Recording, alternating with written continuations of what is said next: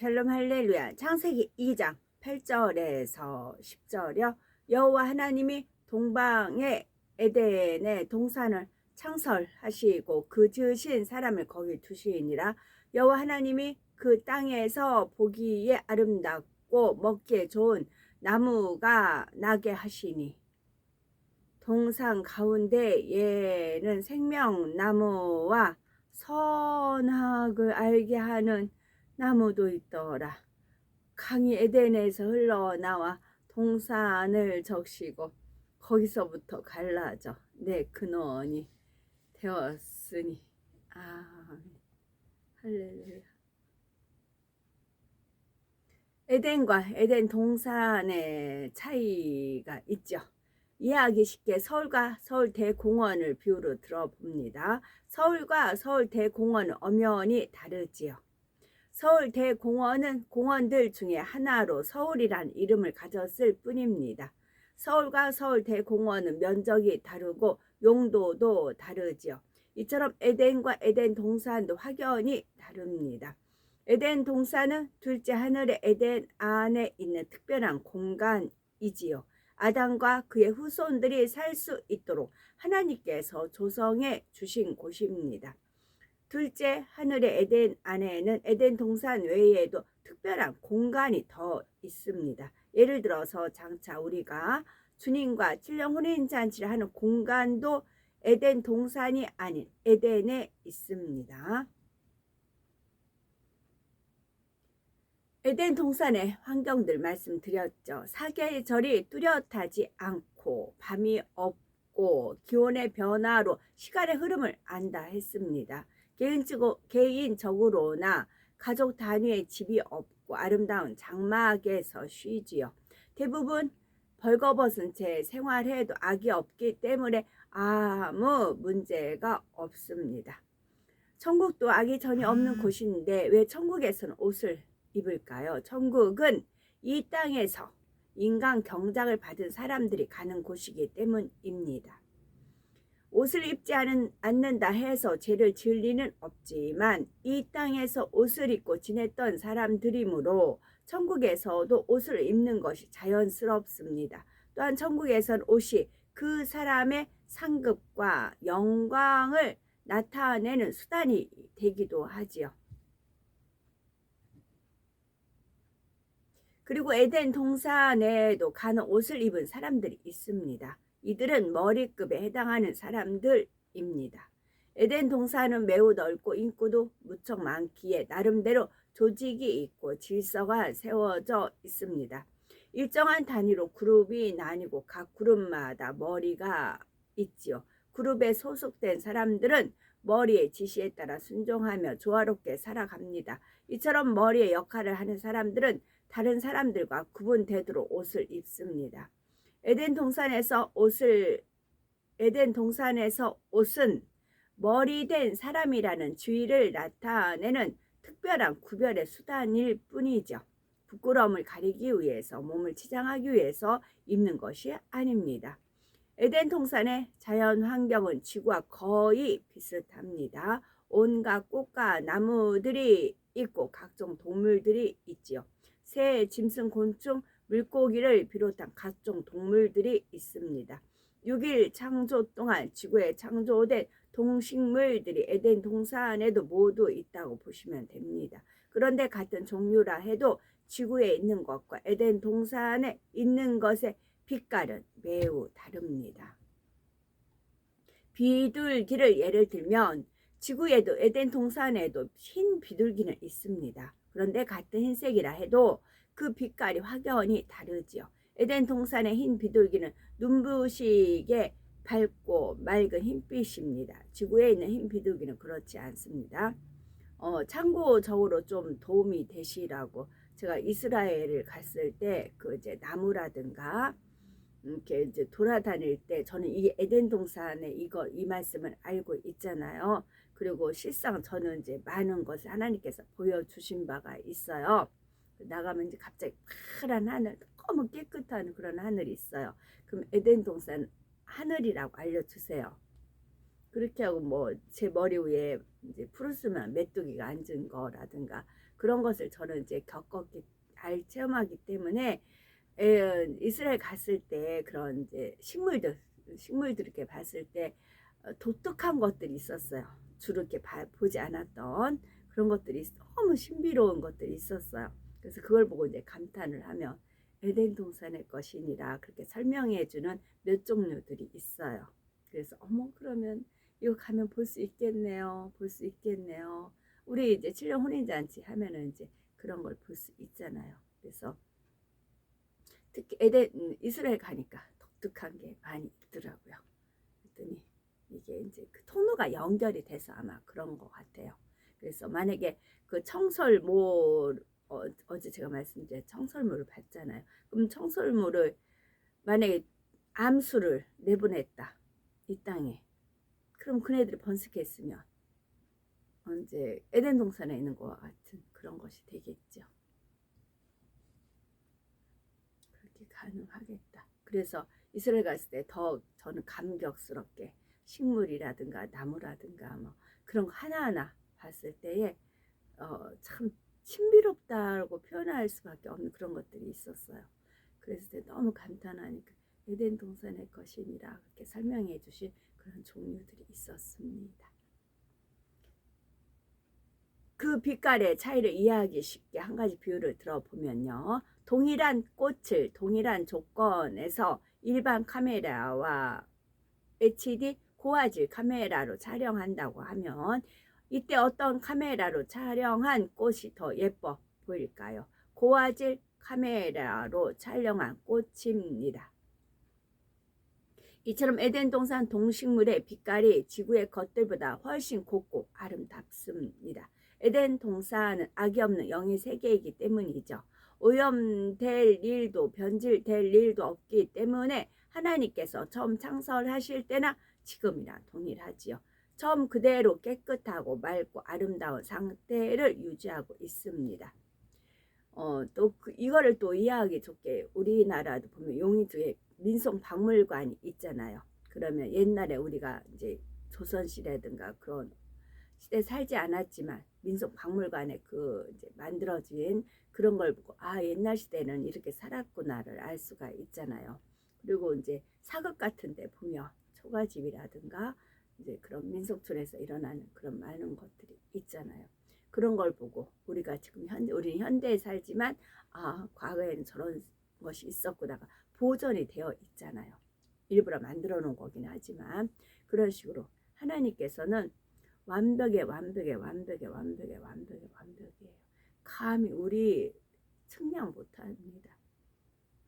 정말 그러세요. 그러시기 때문에 능히 에덴 동산을 보존하신다고요. 그게 하나님의 어떤 하나의 성격, 우리 사람으로 말하면 이렇게 성품 성격이라고 할 수가 있잖아요.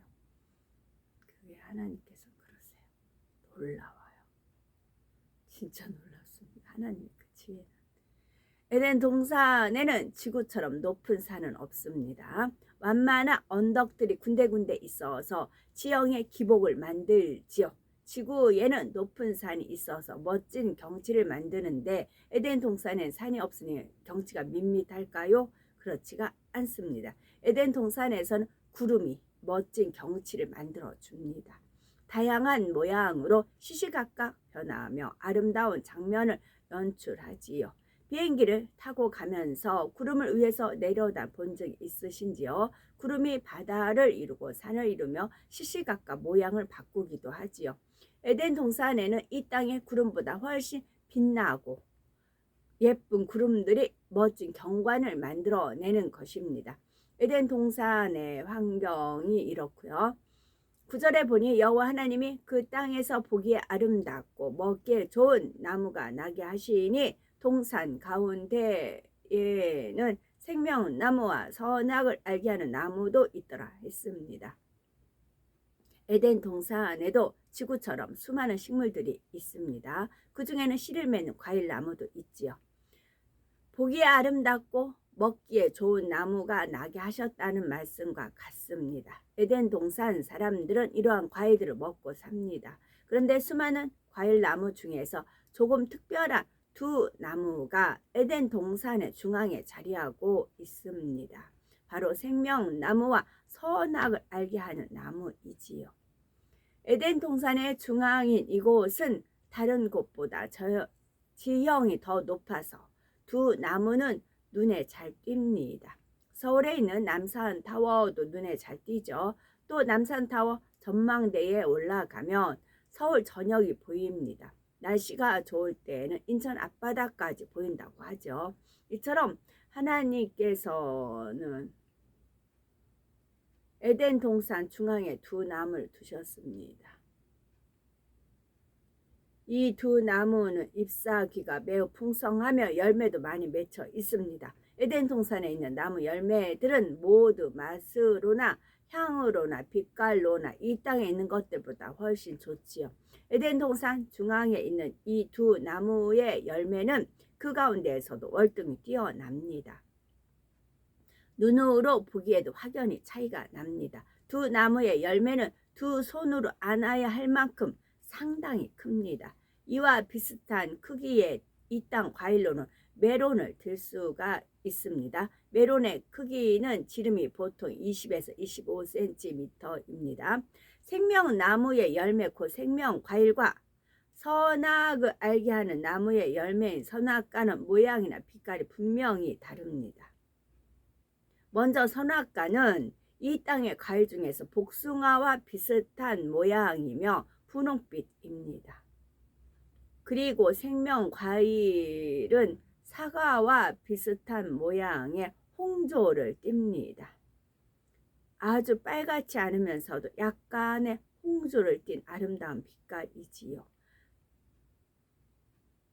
그런데 생명과일은 에덴 동산뿐만 아니라 천국에도 있습니다.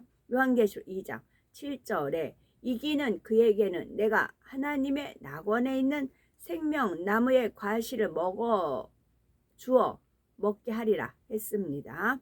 또한 요한계시록 22장 2절에는 새 예루살렘의 생명수 강 좌우에 생명나무가 있어 12가지 실과를 맺되 달마다 그 실과를 맺는다 했습니다. 생명나무의 종류는 여러 가지임을 알 수가 있죠. 새 예루살렘에는 12종류가 있고요. 새 예루살렘의 생명나무에서는 12가지 생명과일 열매가 끊임없이 맺힙니다. 이런 여러 생명과일 중에서 에덴 동산에 있는 것은 모양과 빛깔이 홍조를 띤 사과와 비슷하다는 것입니다. 하나님께서 선악과와 생명과일의 모양과 빛깔이 확연히 다르게 만드셨기에 두 가지가 절대 헷갈리지 않습니다. 어느 것이 생명과일인지 어느 것이 선악과인지 분명히 알 수가 있지요. 하나님께서는 두 가지 열매 중에서 선악과를 따 먹지 말라고 하셨습니다. 그런데 아담은 결국 선악과를 먹고 말았지요. 두 과일은 모양도 빛깔도 다르기에 선악과가 생명과일인 줄 알고 실수로 먹었습니다 라고 말할 수가 없습니다. 우리도 이 땅에 사는 동안에도 삶 속에서 항상 선과 악을 만날 수 있고 영과 육을 만날 수 있습니다. 이때 무엇이 선이며 무엇이 악인지, 무엇이 영이고 무엇이 육인지 쉽게 구분할 수가 있지요. 악이 선인 줄 알고 악을 택했거나 육이 영인 줄 알고 육을 택하는 경우는 거의 없습니다. 요한복음 6장 63절에 우리 예수님께서는 살리는 것은 영이니 육은 무익하니라. 내가 너에게 이른 말이 영요 생명이라 말씀하셨습니다. 우리들은 모든 선택의 기로에서 선한 편에만 서시고 오직 영을 취해 나가야 됩니다. 우리 안에 계신 성령께서 선과 악을 분별할 수 있도록 도와주시죠. 또한 우리가 영을 취할 때마다 기뻐하시며 신령한 은혜와 능력을 더해 주십니다. 천상의 과일들은 그 향취와 맛이 신선하면서도 극합니다. 한입 베어 물면 입안에서 살살 녹는 듯 하죠. 이 땅의 어떤 과일도 비교할 수 없는 맛과 향을 갖고 있지요. 우리가 천국에 가시면 이 생명 과일을 마음껏 드실 수가 있습니다. 천국에 있는 생명 과일은 에덴 동산의 것보다 맛과 향이 훨씬 진하죠. 물론 천국에서도 낙원보다는 새 예루살렘의 생명 과일이 훨씬 더 맛있답니다. 그러나 새 예루살렘에는 생명 과일만도 그 종류가 12가지나 있다 했죠. 그러므로 꼭 새 예루살렘에 들어가 그 맛과 향을 직접 확인하는 우리가 되어야 되겠고요. 10절에 강이 에덴에서 발원하여 동산을 적시고 거기서부터 갈라져 내 근원이 되었으니 라고 했죠. 11절부터는 내 강의 이름과 강이 흐르는 지역이 나옵니다. 이 내 강의 발원지는 에덴이라고 하죠. 에덴 동산이 아니라 에덴에서 발원한 강이 에덴 동산으로 흘렀습니다. 그러면 이 강의 발원지에 있는 물은 어떻게 생겨난 것일까요? 6일 창조 역사 중에 둘째 날 지구를 덮고 있던 물 가운데 궁창이 생겼지요. 물은 궁창을 기준으로 궁창 아래 물과 궁창 위의 물로 나뉘었습니다. 궁창 아래의 물은 창조 셋째 날에 지구의 바다를 이룹니다. 그리고 궁창 위의 물은 둘째 하늘로 옮겨졌지요. 바로 이때에 둘째 하늘로 옮겨진 물이 에덴의 강을 이루는 근원이 되었습니다.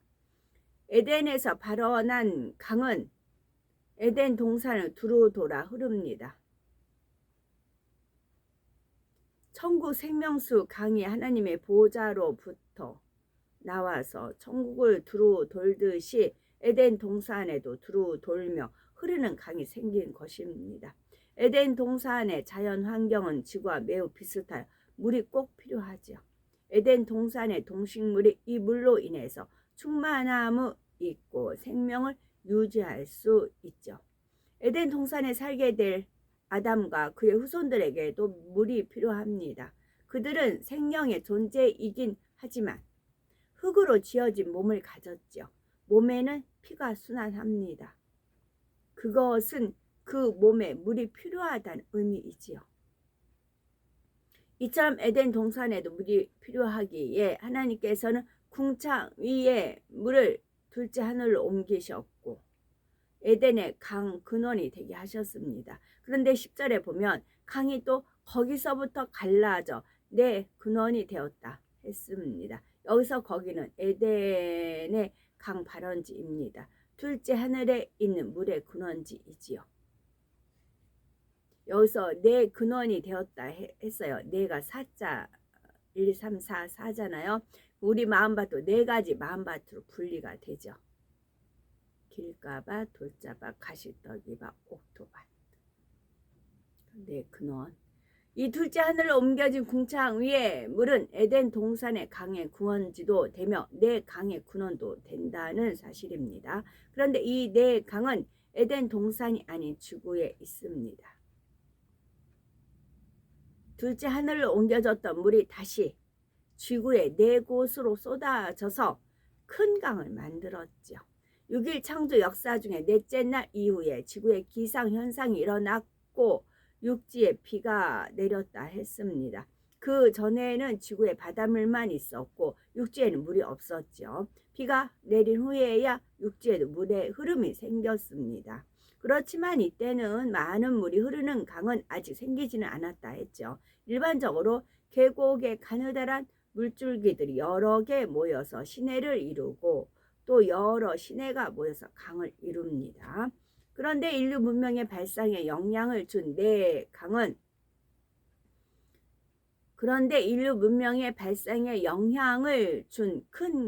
네 강은 그렇게 만들어진 것이 아닙니다. 하나님께서 둘째 하늘에 있는 물을 지구의 4곳에 쏟아 부으심으로 만드셨죠.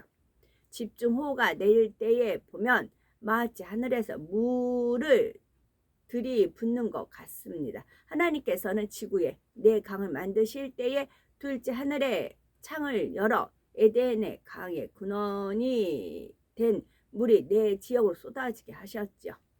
요즘 뭐 이거는 우리가 눈으로 본 바 되죠. 사우디아라비아에 홍수가 나서 사막이 강을 이룬다 하면서 그런 게 유튜브 이제 근래 많이 올라오더라고요. 하나님께서 밑작업 하신다 말씀드렸죠. 이제 그 강이 이제 물이 하여금 지구 땅 밑으로 스며들 거 아니에요. 그럼 거의 이제 초원이 되는 겁니다. 사막에 샘이 넘쳐 흐르리라. 사막이 꽃동산이 되는 겁니다. 그러기 위해서 지금 작업을 하는 것입니다.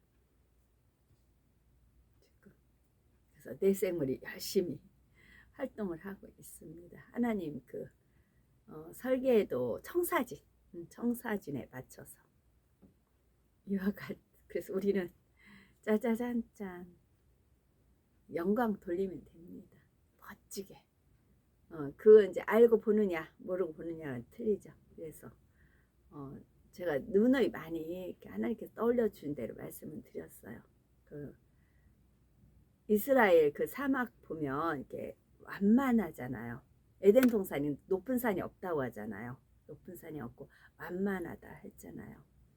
그 사막을 이제 쭉 눈여겨 보라고 했어요. 이제 여기가 이제 네가 좋아하는 꽃과 나무와 사슴들이 뛰어놀 것이다. 그래서 눈여겨봐라 그러셨거든요. 그러다 이제 요즘 사우디아라비아를 기준으로 해서 이제 공이에요. 사우디아라비아가 소피아 로봇 있잖아요. 시민권을 줬다면서요. 사우디아라비아가 영혼력이 없는데 거기다 시민권을 줬다고 하잖아요. 그래서 공의에 의해서 거기에 성수가 임하는 것입니다. 이와 같은 일이 또 한 번 성경에 나오죠. 바로 노아 홍수 때에도 하늘의 창들이 열려서 둘째 하늘의 물이 지구에 쏟아졌습니다. 그때는 지구의 전역에 하늘이 열려 40일간 비가 내렸죠. 그 결과 지구의 가장 높은 산까지 물속에 완전히 잠기고 말았습니다. 그러면 하나님께서는 왜 이처럼 지구에 굳이 4개의 강을 친히 만드셨을까요? 이는 4라는 숫자가 지닌 영적인 의미와 연관이 있습니다. 4는 먼저 고난을 의미합니다. 이스라엘 백성들이 애굽에서 종살이한 횟수가 약 400년 약이에요. 약 400년이고 출애굽 후 광야 생활한 횟수도 40년입니다. 우리 예수님께서 공생애를 시작하실 때에도 40일 금식 기도를 하셨죠. 다음으로 4는 사람의 수이자 땅의 수입니다. 그래서 땅의 온 지면을 나타낼 때에 동서남북으로 사방을 표현하죠. 하나님께서 강을 3개만 만드실 수도 있고 7개를 만드실 수도 있습니다. 그런데 4가 땅의 수요 사람의 수 이게 4개를 만드신 것입니다.